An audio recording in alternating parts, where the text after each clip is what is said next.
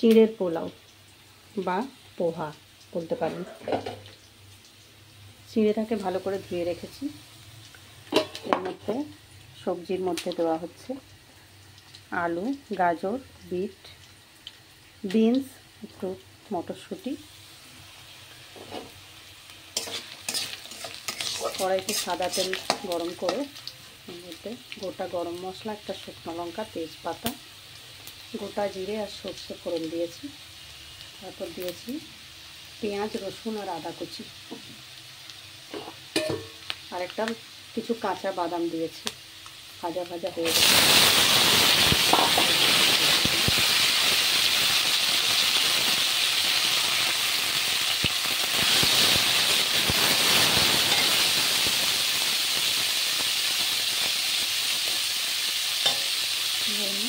পরিমাণ মতো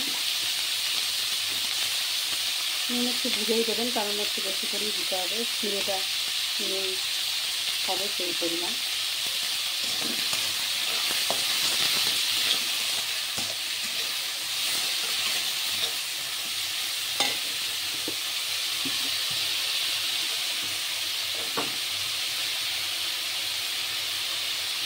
একটু হলুদ দিলাম,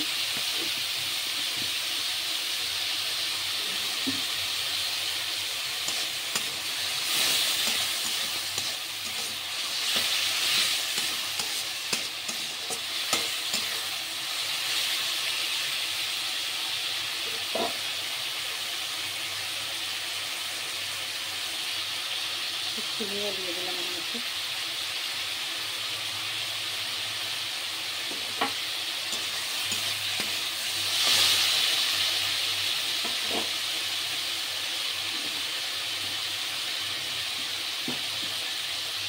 কেটে রাখা টমেটো কুচি,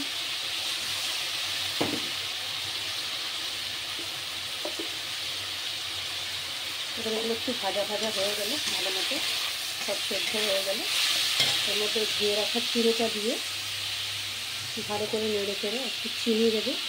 লাস্টে ধুয়ে রাখা চিড়েটা দিয়ে দেবে, এর মধ্যে মিশিয়ে নেবে। একটু চিনি দিয়ে একটু গরম মশলা গুঁড়ো দিয়ে নামিয়ে দেবো। একটু লাস্টে একটু ধনে পাতা দিতে পারেন, তবে আজকে আমার কাছে নেই, তাই আমি দিতে পারছি না। Thank you so much for watching.